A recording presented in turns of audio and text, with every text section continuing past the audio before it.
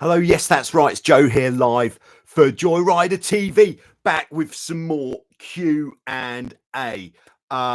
We've got some hot topics to dive into this afternoon or this morning, depending on where you are, of course, and when you're watching this. So I thought I would just jump straight in to what is the hot topic on today's Q&A, which was how to stay in control when you're sailing really fast, when you're going for the full send. So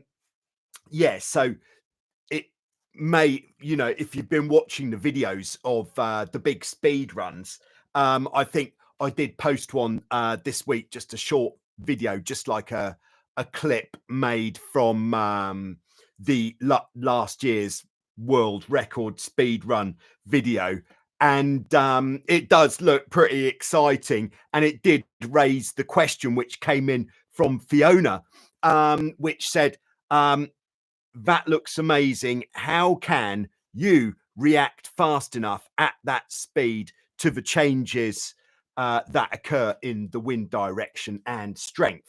This is a fine question, which is why I thought I would answer it.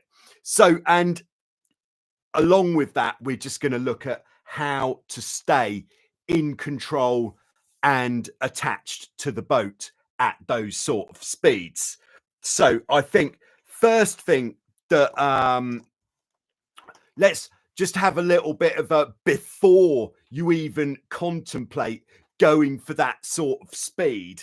One of those speed runs, especially on the trapeze or not on the trapeze, either way, absolutely essential is that you are really comfortable with how your main sheet is set, like the angle of the cleat.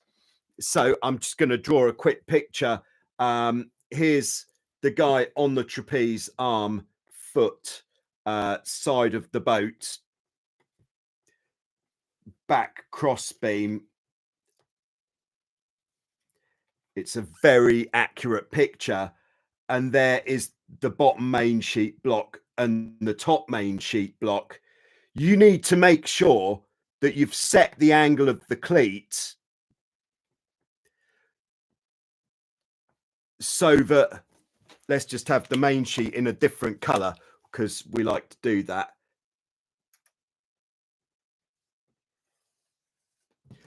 Because it is of the greatest importance that you are really comfortable to get the main sheet out of the cleat.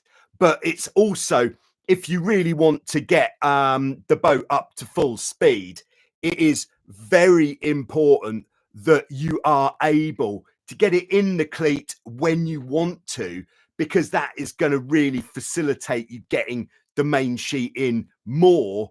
And if you're having to kind of hold it all of the time, you're going to fatigue quicker, which means the likelihood of you playing the main sheet enough is going to be less. So, as I've said before, playing the main sheet is the way that you are staying in control. This is number one, playing the main sheet. If you're not playing the main sheet and you're just kind of steering for the differences in the wind, then you really are just subject to the will of the gods. And eventually you're going to be sticking the nose in really hard, or capsizing sideways, or just not achieving what is the potential in those conditions. So this is why over the winter, I use a main sheet training simulator, which apparently I was told by Thanos at OS3 Sales that the Finn sailors were doing that back.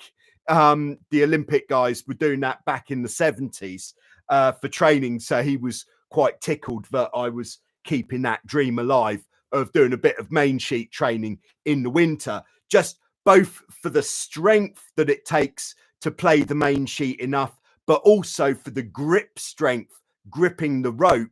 So in my main sheet training simulator, I'm using a thinner rope than I would do on the boat, which actually requires more grip, which I think is really good practice. So number one, make sure that you're able to play the main sheet as effectively as possible.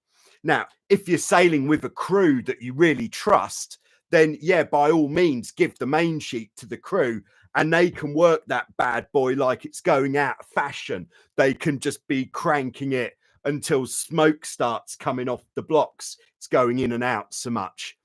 But if your crew's playing the main sheet like that, then who is in control of the jib? That is a good question.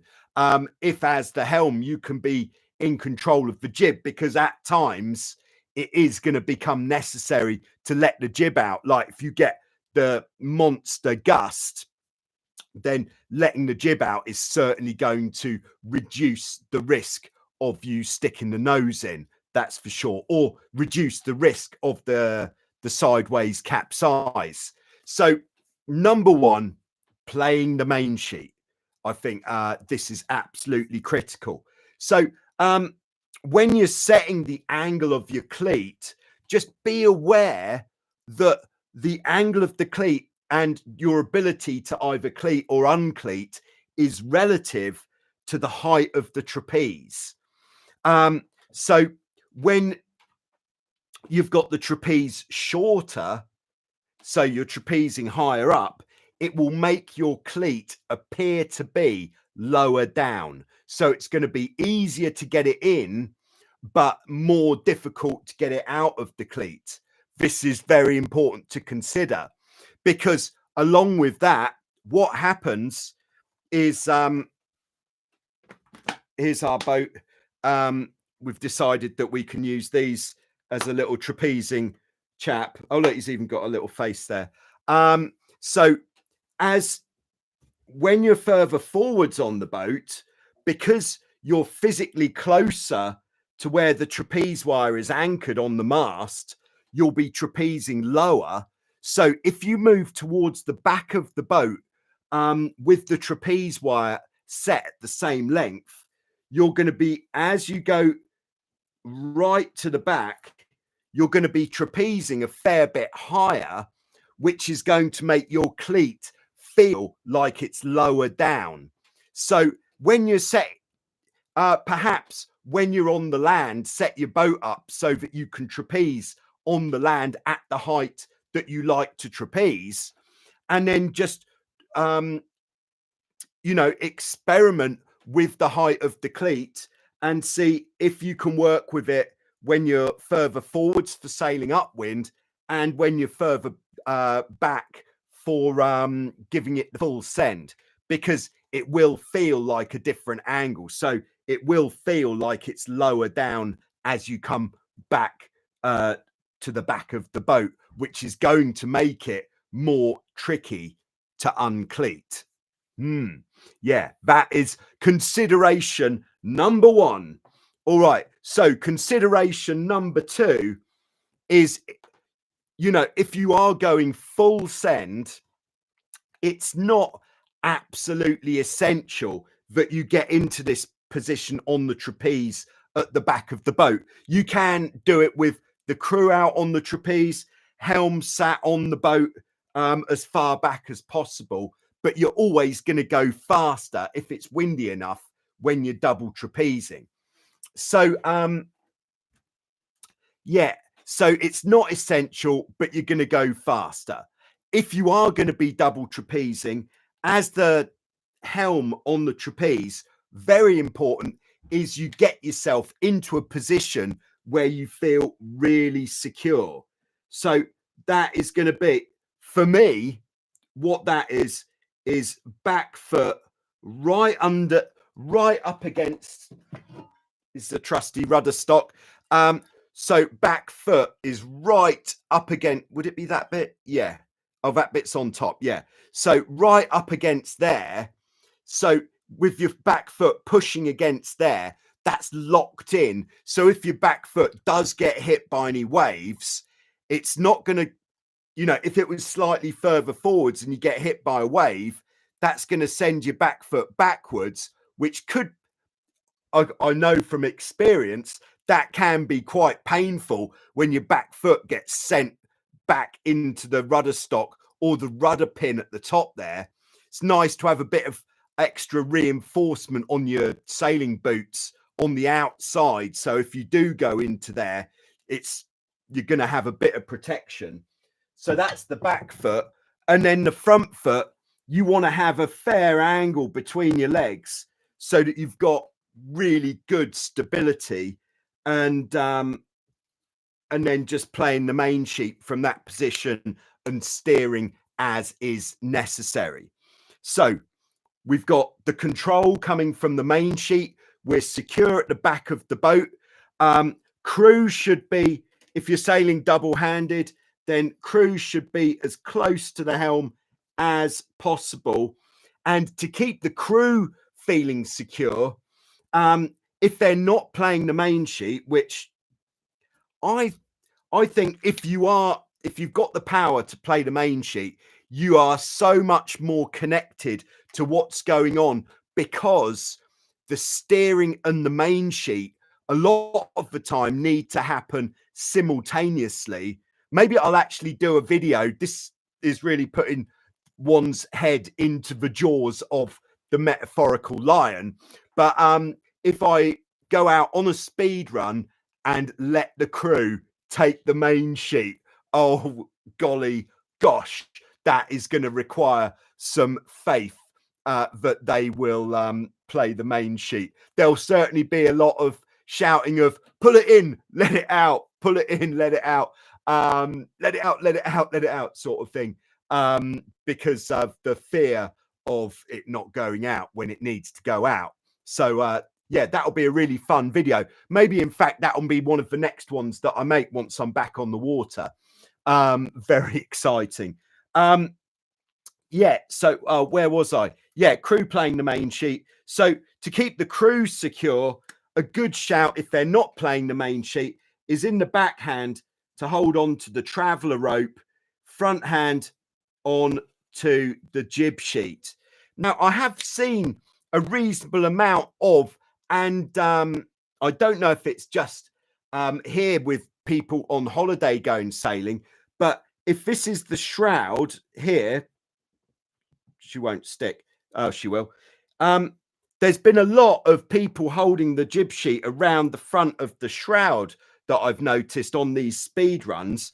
And that doesn't work for me, because if you've got the jib sheet round the front of the shroud, how on earth are you going to uncleat that bad boy in the event of that bad boy needing to be uncleated?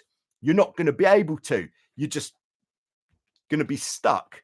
So always directly. I know it sounds, to me, it seems obvious, but I've seen quite a lot of it going on. And so maybe it isn't as obvious as it seems. There we go. All right. So back to Fiona's original question of how do you deal with those gusts and lulls and changes in wind direction. So if we now change scale to the small boat. So as we've discussed quite often, wind coming from the top here, when we're going on, we're trying to go sail fast, we're going to generally start off on a beam reach, or possibly even closer to the wind, because it's just a bit easier. You know, if we're not sailing around a course racing, then it's definitely easier to get settled on the trapeze when the boat's not going so fast. So if we sail more on an upwind, close reaching course, we're going to find getting settled on the trapeze much easier. And then once we're settled, we can then take her off, having moved to the back of the boat onto a beam reach. And then what we're doing, as we have discussed many times, apologies if this is a bit of a repeat, is if the hull lifts, then we can go for more speed by turning more downwind.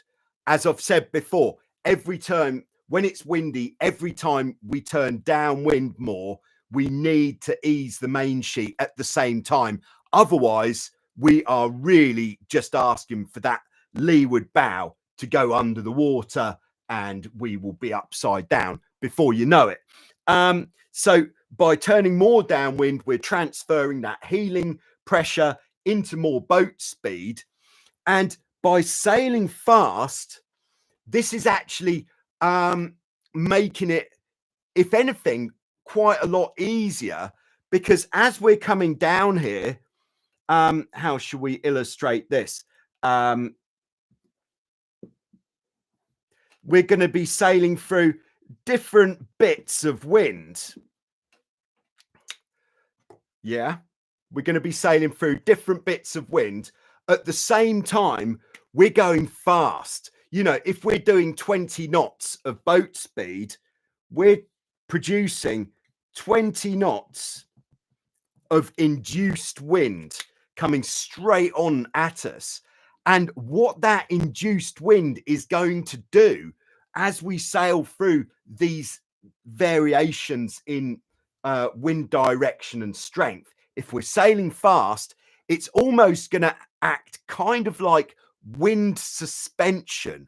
It's going to be smoothing out those changes to the actual wind, because we're creating so much induced wind that we're not going to feel the gusts, the lulls, and the wind shifts as much, because we've got this consistent headwind that we're creating by sailing very fast. The other thing with sailing fast is we're going to be going in and out of these different bits of wind much more quickly. So they're not going to have as much time to affect us as we sail into those changes in the wind strength. And when we're sailing so fast, there is also going to be much less load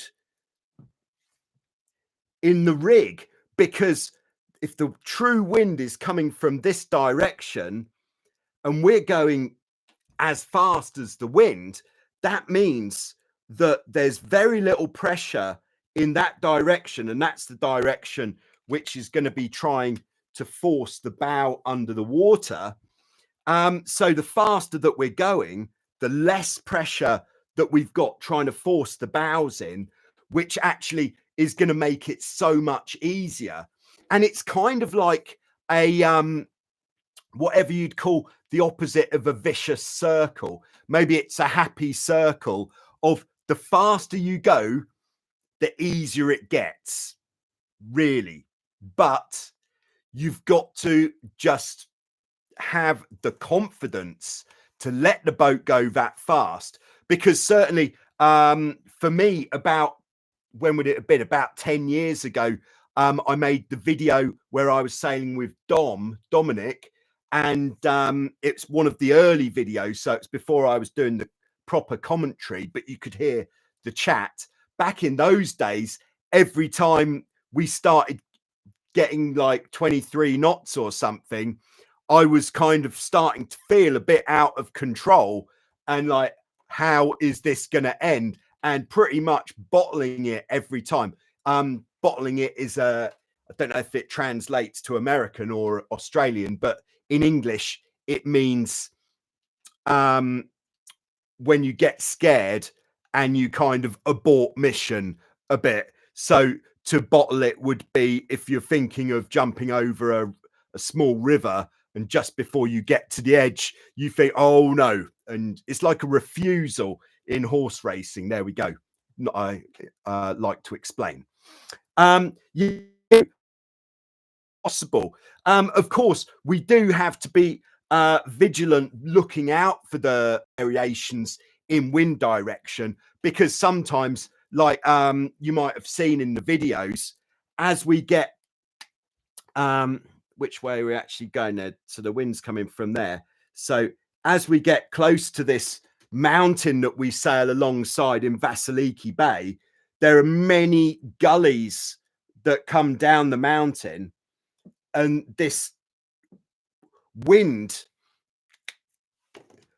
does vary quite a lot as you know, it comes down the gullies perhaps more aggressively, but which means that there might be areas where there's quite a big difference in wind strength. But again, because we're sailing so fast, it smooths it all out and makes it a lot easier than it actually appears.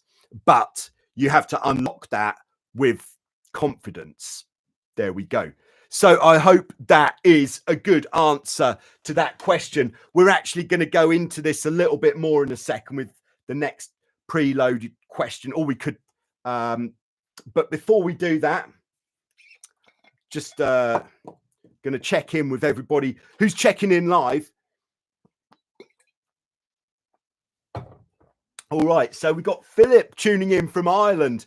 All right, Philip, I hope you're getting some sunshine by now. I think last week you weren't too impressed with the weather. We've got Hanny, channel member Hanny. I would guess tuning in from Amsterdam or somewhere close by. Jason's with us. Hello, Jason. We've got channel member Ryan tuning in from Maui in the Hawaiian Islands. Nice to have you with us, as always, Ryan, at the crack of dawn. Justin is with us from South Padre Island, Texas. Never been, but it sounds nice. Anything called something island always sounds pretty nice. He says, thanks for everything you do for this community. It's really greatly appreciated. Thanks very much, Justin. And it is because knowing that people are actually using some of, maybe not all of the information that I'm handing out here on Joyrider TV, but some of it, and it's improving the quality of people's life on the water. It really does motivate me to continue on this mission that I'm on to spread the word of catamaran sailing and how much fun it is. And that's one of the nice things when I went to Ocean Springs, Mississippi, and met a lot of people who had been watching a lot of the videos, and just the vibe there was fantastic. All these people united just by the sheer joy that they get from catamaran sailing. And eating shrimp. Yeah. Nice. All right, we've got Sai on board from the Cayman Islands. Nice to have you with us there, Simon. Stephen's on board. I believe Stephen would be somewhere in the region of Grafham Water, sort of fairly close to Cambridge in the UK. We've got Mark and Janet on board in Ohio, I believe, USA. All right, Justin's in with a question. All right, I get the impression this is a tricky one. All right, why is it some of my friends' boats seem to be able to sail closer to the wind than I am able to with my mast raked back further than theirs? Yeah, this is a tricky one. There's quite a lot of elements that come into it.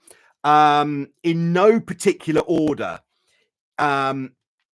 It might depend.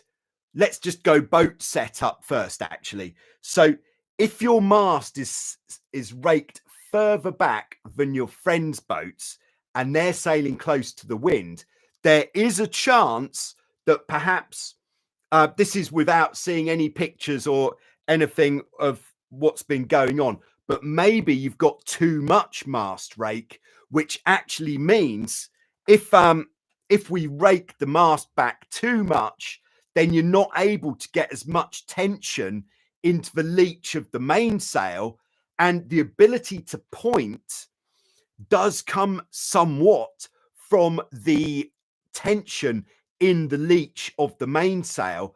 And it has been said that the most gifted sailors on the upwind course are those who are able to carry the most tension in the leach of the mainsail, but without oversheeting and stalling. So if you put your mast back too much, then perhaps there's just not enough space between the boom and the back beam to be able to get the tension in the main sheet. That would be number one. So perhaps if your friends are willing to cooperate, and maybe at the moment they're enjoying the fact that they can point higher than you, but perhaps what would be a good starting point would be to copy their rig setup, so that your mast rake and rig tension is identical to theirs, then go out sailing and see if that makes any difference. And then if they're still out pointing you on the upwind, then you know that it's not actually the mast rake which is the contributing factor here. Perhaps it might be the way you've got your rudders set up. Perhaps if you've got too much mast rake and the rudders aren't trimmed under the boat enough, you're going to be getting more weather helm, which is going to stop you from being able to point. Perhaps it's your position on the boat. Depending on the wind strength, maybe you're a bit too far back in the light winds and maybe a bit too far forwards in the strong winds. There are a lot of variables here. It might be, if the wind is, well, up to probably about 16 to 18 knots, 16 knots of wind, let's say, a lighter team is going to have the upper hand on the upwind point of sail, because once you're starting to lift the hull, the windward hull, then I think pretty much regardless of what type of boat you're sailing, once you're getting that windward hull lifting, then you're going to go faster. And as you go faster, you're going to get more lift, and more lift is going to allow you to sail closer to the wind. So there are some factors to start with. Are you able to get enough tension in the foot of your jib?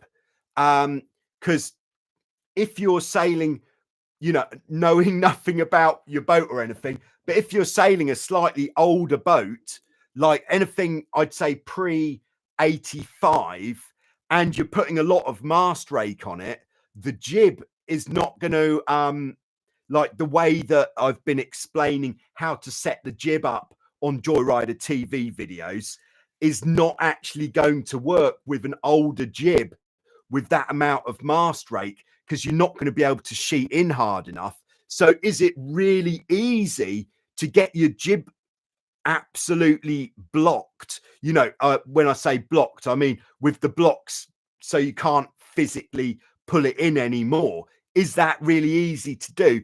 If it is, then you want to keep the same amount of mast rake, then the only workaround you can do there is to actually move the tack of the jib, the front bottom corner, upwards, and that will actually make distance between the tack of the jib and where the jib sheets pull from. It's going to make that distance greater, so you will be able to get more tension into the foot of the jib. So there's a few ideas for you, Justin. Not a cure or a reason, but there are some factors that will have gone into that somewhat. All right, so moving on through the live chat, Stephen says, I usually give the crew the main traveller as a get out of jail card when going for the send. Yeah, so by the crew having the traveller when we're doing this sort of caper, it means they've got an anchor at the back of the boat. So if the boat does slow down suddenly, they're not going to go flying forwards because they've got this anchor at the back of the boat. Just for those of you. So if that's the crew, there's his little head. And then be nice if I had some sort of string that I could use here, but I don't. Then by them holding on to the traveller there at the back, that's the traveller rope. That means if the boat stops suddenly, they've got that to stop them from flying forwards. With a nosedive or pitch pole situation, unless it is really, really windy, I would say 5 or 6, maybe even 7 times out of 10, if the nose stick in and it ends up with a capsize, those times the capsize is actually caused by the weight of the sailors going flying forwards and actually pulling the boat over on top of them. Yeah, there we are. All right, we've got Glideson on board in Brazil. Great to have you with us. I've been doing what I can, and I've actually found a workaround. Let me know if it's been working, because I can't really check the subtitles very effectively in Portuguese. But I've all the recent videos now should have subtitles, and in I go for 7, 8 languages as standard. If do let me know if your language that would make it really so much easier to understand the videos is not getting subtitled and other languages are. Just let me know what language would make it easier for you, and I'll be sure to include that when subtitling. By the way, I've just been asked by YouTube to draw your attention to super chat and super stickers, which you'll find. This is where my live chat is. In fact, can we? This will be weird if I take the old camera. They'll probably see an end. Yeah, so here's the live chat, like here, and then at the bottom you see this one.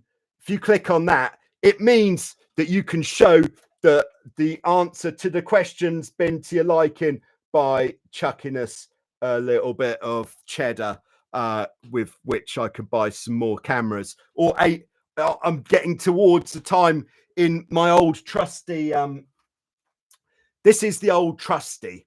This is a GoPro Hero 8, and I think she's on her last legs. So yeah, I'm looking at alternatives to replace that bad boy. Anyway,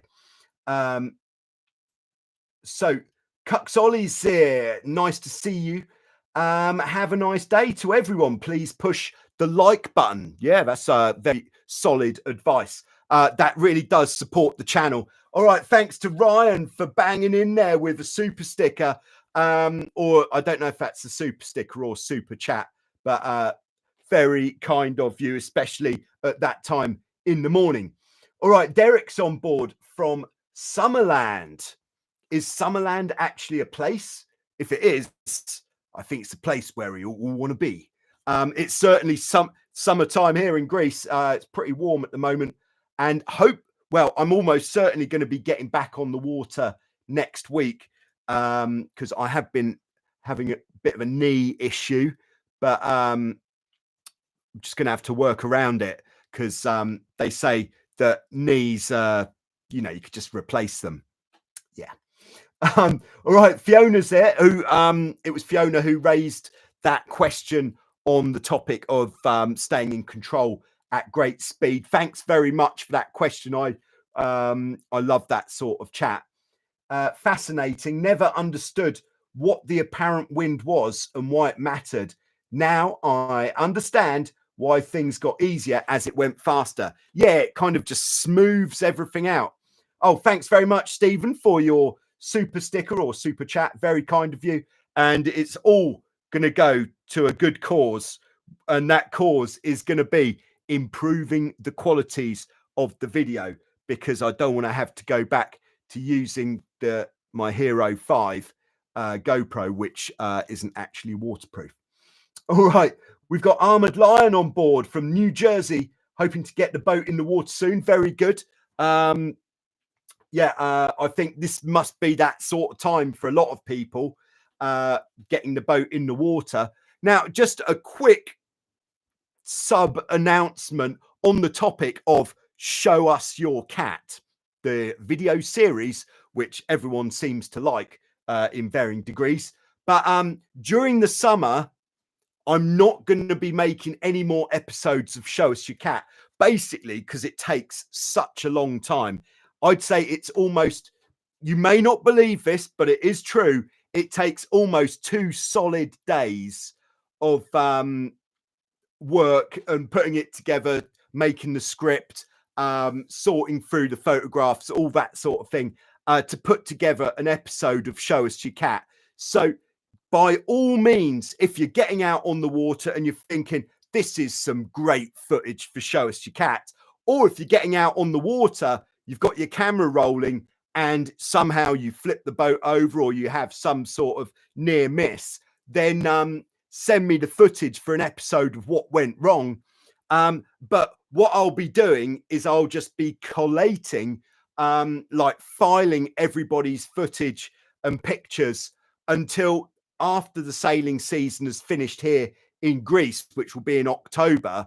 And then hopefully if I get enough footage, video, pictures in, then I will be able to start putting episodes of Show Us Your Cat out more regularly over the European winter months. So there you go. All right. So we've got, oh, thanks very much, Lee, for your super sticker. It is very kind of you. And yes, I can feel that new camera coming already. Right, we've got Ward on board. It's Ward in Belgium. Great to have you with us. We've got Griffin in Seattle, USA, who is a new Hobie owner and enjoying the channel. Yeah, nice one, Griffin. And it's got to be one of the most exciting times in a person's life when they when you say new Hobie owner, I don't know if you mean that you've just got a brand new one or you've just got your first catamaran. Because what I was going to say is the time when you get your first catamaran, I think that is one of the most exciting times. It certainly was the most exciting time of my life. When I got my first boat, I could not stay off it for a great many years. So much fun. All right, Lee said, oh, it's yeah, Lee, nice one. From Big Bear, California. And then we got Hans in Germany. Hello, Hans. You must be coming this way fairly soon. All right. So at this point, I'm going to just abandon the live chat for a second. And just because I think I need another question to talk about rather than just checking in with everyone. But I will continue to check in after we've talked about this next question. This one comes from Sunset Wingman, who I believe, apologies if it's not right, but I believe somewhere in Florida, who says, and this is the question about the Hobie 16. Just doing a bit of cleaning. He says, how come it's only the Hobie 16s that can pull off this kind of speed? This is referring to the high speed, 26 knots, in heavy air and on a broad reach, but they are so much slower than modern types of boats in any other wind and any other point of sail. Okay, so there's a few reasons why, but let's start at the top. And the top, I would say, is talking about the rig. So the rig on a Hobie 16 is what we would call low aspect. So low aspect meaning that the majority of the sail area, or yeah, we could actually say the majority of the sail area is like the bottom third. That's where we're really getting the juice from.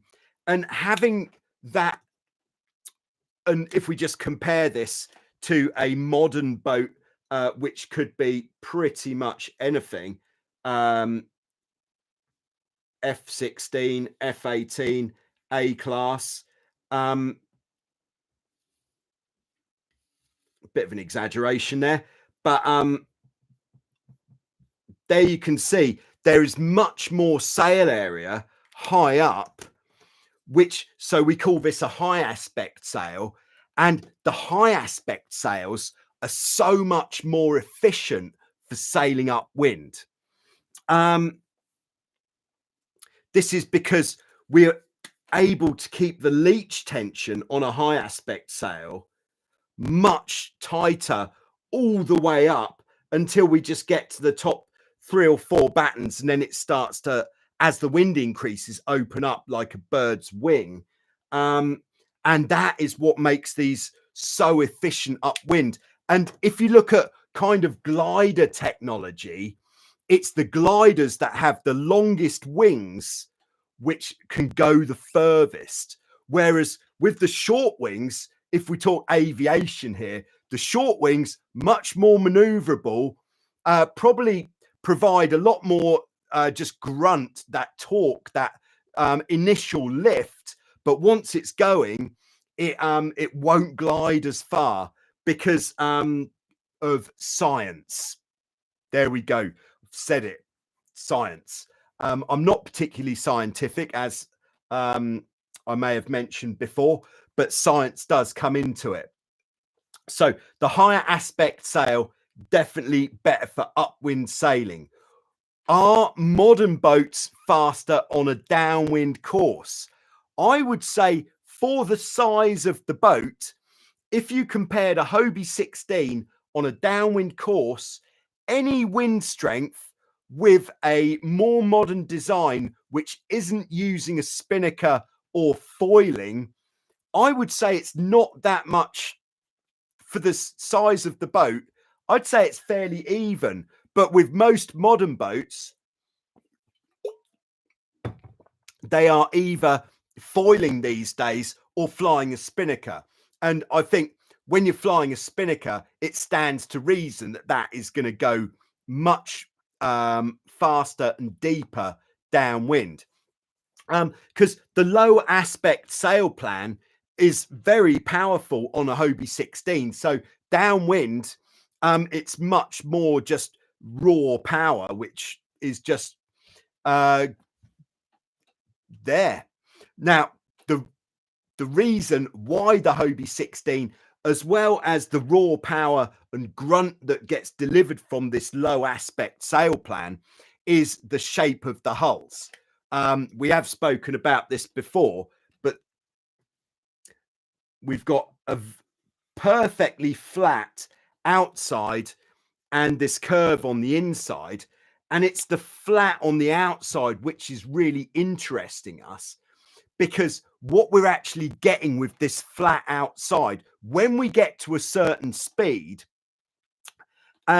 so if the boat was flat like this, then it wouldn't go tremendously fast. It'd go pretty quickly, but that is just going to be pushing.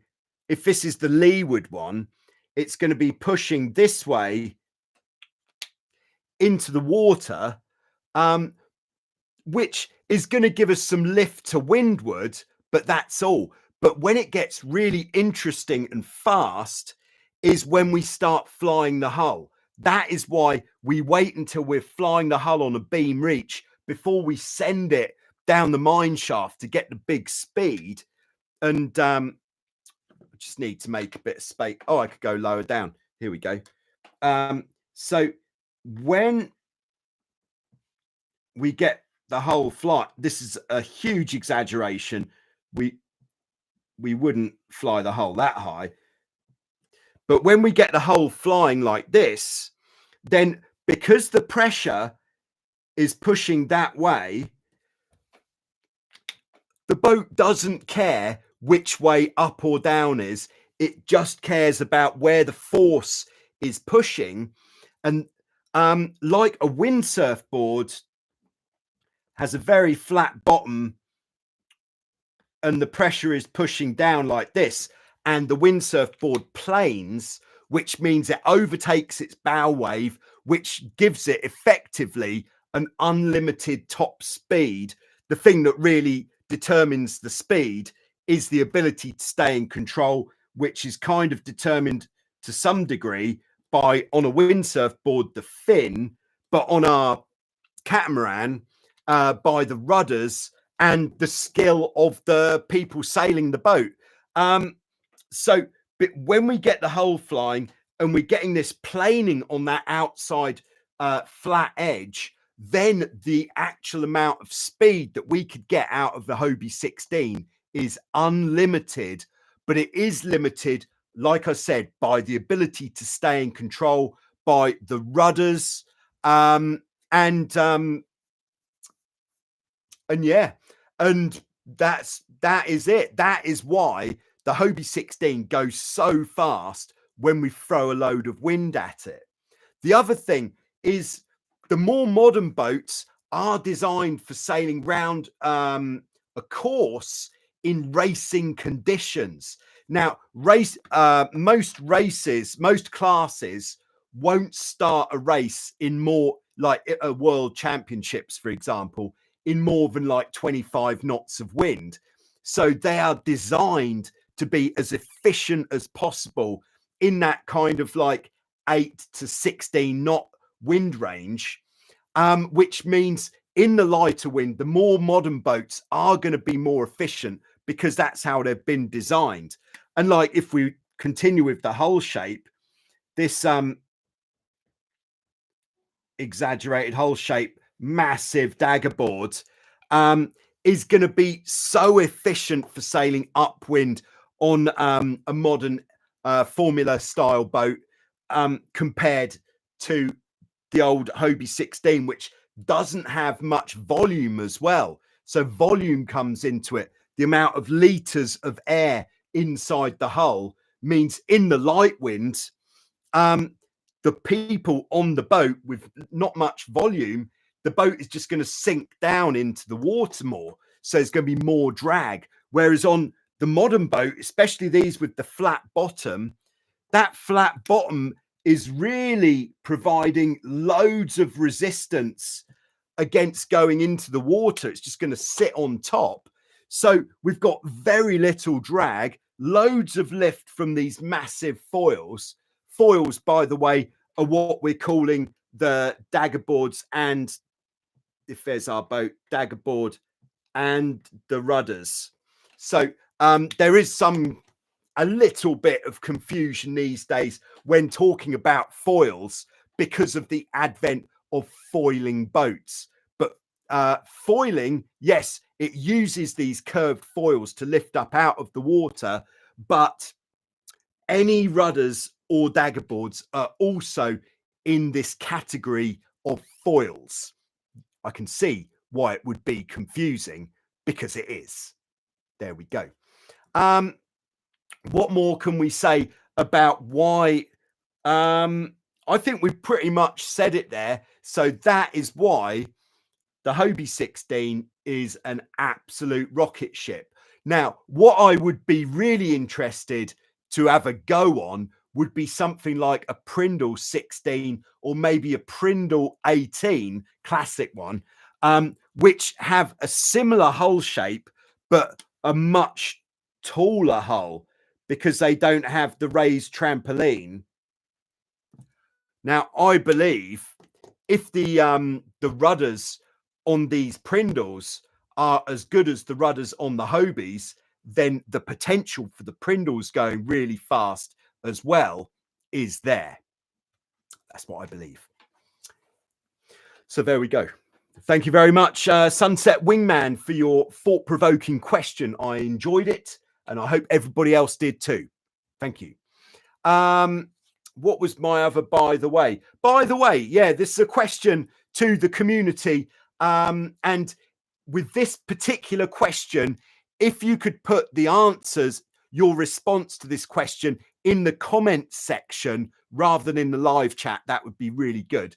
But so this week I put out a video, quite a long video for me, on the topic of racing. And it was pretty much everything you need to know before you hit the race course video. And I've had a lot of great response from that people found it really, really useful. People of all levels. So people who haven't raced before and people who've done a fair bit of racing but weren't really sure if what they was doing was the right thing or not. now what my question is are there other videos that you would like to see on Joyrider TV, even if maybe I've made them before, but in this kind of, let's call it the classroom format? So kind of like what we're doing here, but organized into a video form. What would interest you? Stick it in the comments and I will see what is feasible to do. So there you go. Thank you in advance. All right, back to the live chat. All right, so Ward says, back in response to Justin, who's not pointing very well, Ward says on his F16, which is one of these modern boats, he puts a bit less tension on the diamond wires, so less pre-bend in the mast. This is going to put more curve into the sail, and that helps with the pointing on his particular boat. Very good. All right, we've got Scott dropping it in to the slot as he does. Nice to have you with us, Scott. Hope it's all going well for you. And I would I guess that your sailing season has started now at Cultus Lake? Answers on a postcard. All right, Justin says, thanks for your response. I will play with a few adjustments when I'm out next. And yes, it's an older boat. It's a very older boat, 1978. That is an older boat. So I'll apply your recommendations with the jib block placement. Yeah, so actually putting the tack of the jib higher up. So where we've got the chain plate, I don't know why I'm doing this actually, where you've got the chain plate where you attach the jib at the bridle wires, so the tack of the jib, just start moving it up. Like maybe you've been having it in number 3, but maybe just try putting it in the top, unless your forestays in there, in which case put it one down from the top and just see if you can get more tension into the foot of the sail. Of course, with an older boat, if your friends with their boats are much newer, there is a chance that an older boat is just going to be heavier.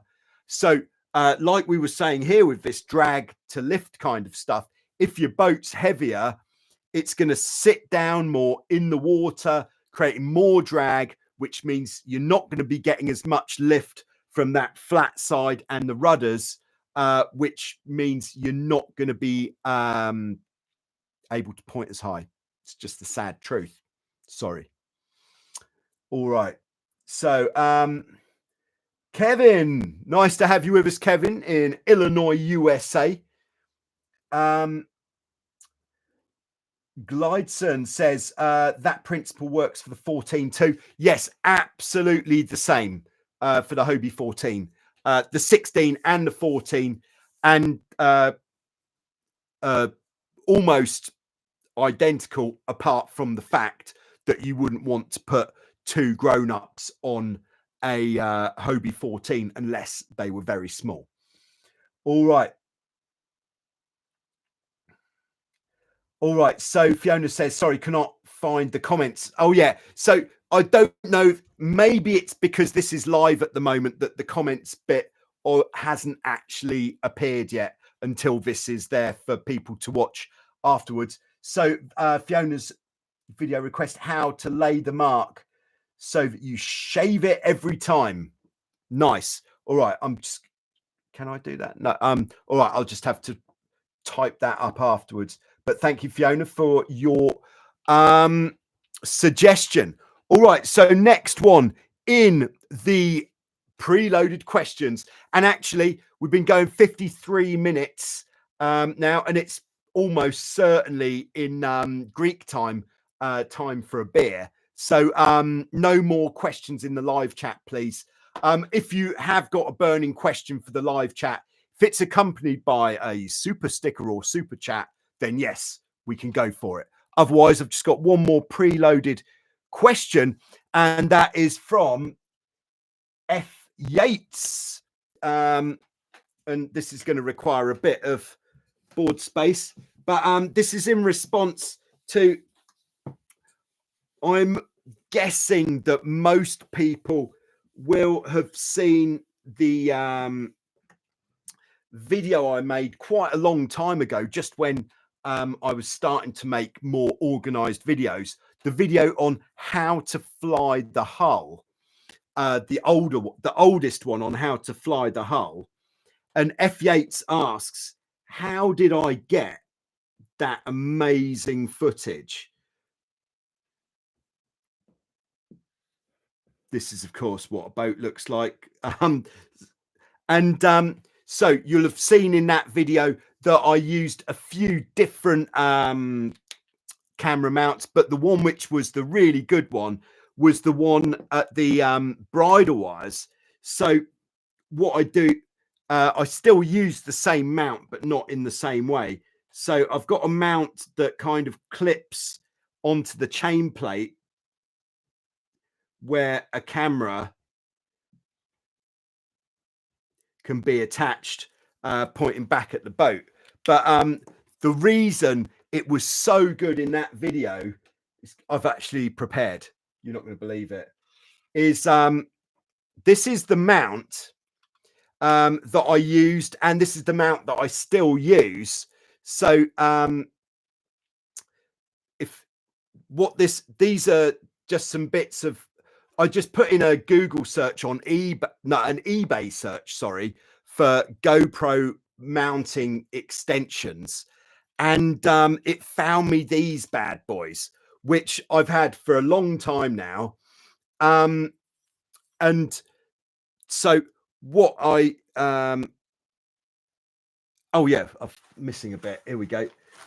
So the way this mounts is where you've got the chain plate at the front of the boat. This slots through the chain plate, and then I've made my own kind of what I call a fast pin. So that goes through, and then I've tied a loop of elastic. This makes it really fast to put it on the boat. You can watch this bit of the video over and over again, so you can make your own. So it pins in like that, fairly secure. And then I've got the all-important security line, which I'll wind round just to absolutely make sure that there's no chance it can fall off. Then for that video, it was just after I got this device. This is called the WG wearable gimbal from Tech. It cost about £150. I'm just going to turn it on.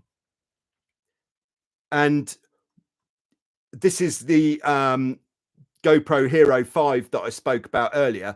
I can't use this anymore because it's not waterproof.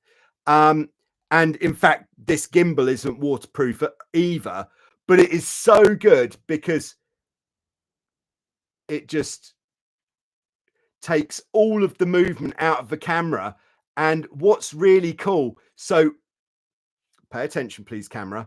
When the boat flies a hull, if you think this is as cool as I think this is, say I think that's cool. When we fly a hull, look at that. The camera stays absolutely locked in. Now, with the more modern cameras, they lock it in using AI, but having it locked in mechanically, I think just for some reason, couldn't say what that reason is, I think it looks better. So there you go. The Tech WG, which keeps the camera absolutely locked in. Look at that. Amazing. And in fact, it's working better now than it was earlier. So there we go. I might try using it again. But I can't capsize because it would be ruined. It's not waterproof. All right. So there we go. I think that is very exciting indeed. I was so excited at the time, of course. All right, we've got Russell on board, dialed N07. Nice to have you with us, Russell. Wondering if you followed any of the Worrell 1000 this year, which is happening now. Yeah, I have been. I've just been seeing the posts which are on Facebook, and it's amazing to see how well Brett Burville is absolutely smashing it on the Windrush edge. Brett is, of course, a great tornado sailor. He's been world champion in the past, and he is the owner and builder Windrush catamarans. And yeah, he is such a good sailor, and yeah, it looks cool. And it really is an ambition of mine to do the Worrell. I would absolutely love it. It ticks all the boxes for me. I love long distance racing, and that stretch of coastline looks absolutely amazing. So if anybody watching this is thinking, oh, Joyrider TV doing the Worrell, that sounds like a good idea. How much is it going to cost? Answer: a lot. And even though it may not be the most what would you call it, the most competitive boat or the most practical, but the Cirrus 901 is ticking all the boxes for me on a big downwind race like that, kite up a lot of the way. Yes, please, deal me in. I would love to. Or any other type of Formula 18 would, of course, be fine. Perhaps the good old Acura would be a really nice choice as well. Or nothing against the Nacra. I think I've only ever sailed a Nacra once, and that was back in probably 95. It was a Nacra 6.0. Yeah, old school. All right, yeah, Glideson says that's cool and looks almost like witchcraft. Oh, yes. All right, Scott says not a sailing question yet. Lake, oh, not sailing yet. Okay, sorry. Lake just thawing out from the winter. Question: what GPS system do you feel provides the most accuracy? I think yeah, it's a tough one. I think the I haven't got one here now, but the Velocitech Speed Puck gives a lot of accuracy because it gives you a 10-second average. And then what I was doing with it was, after getting a 10-second average, if it was a good one, then I would plug the Velocitech into the computer, take the files off the Velocitech, which you could then find out what the actual top speed was within that 10 seconds. So for me, that seemed pretty accurate. I could tell you what the least accurate is, and unfortunately, that is probably, although I recommend it a lot, is using something like Strava. It isn't the most accurate, and you do get some GPS anomalies on Strava. But the reason that I recommend it is because it's the most widely accessible free app that people can just use on their telephone, which is why. But I dare say using something like a Garmin or similar is a very good choice. And I would have to say, it is such a shame.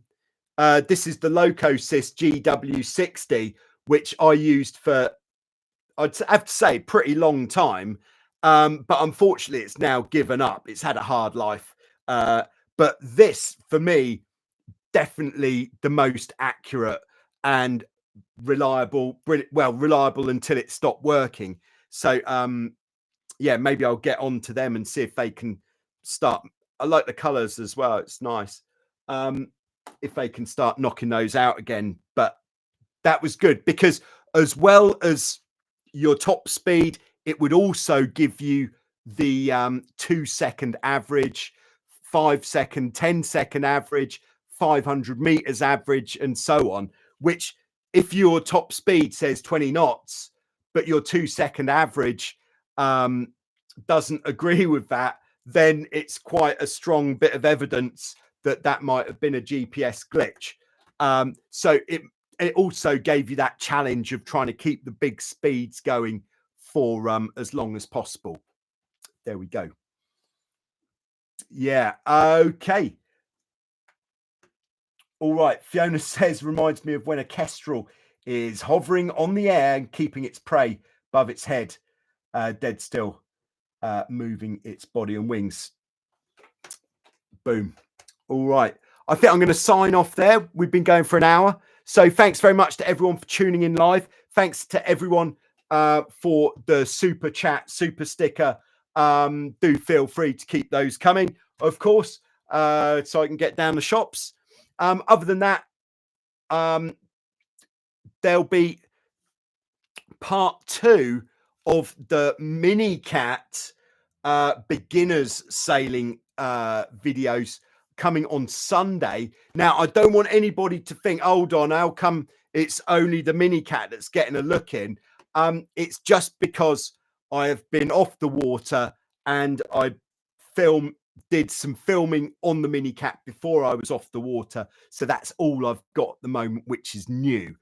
So I'm just going to finish putting that together tomorrow and get that out for Sunday. Of course, channel members and anybody who supports the channel on Patreon, you'll already be able to see that video now in a unique new format. So if you want to see that, then hit the button that says join, I think, and you can become a channel member or head over to Patreon and check that out over there. But thanks very much, and I'll see you soon with some more, as I often do.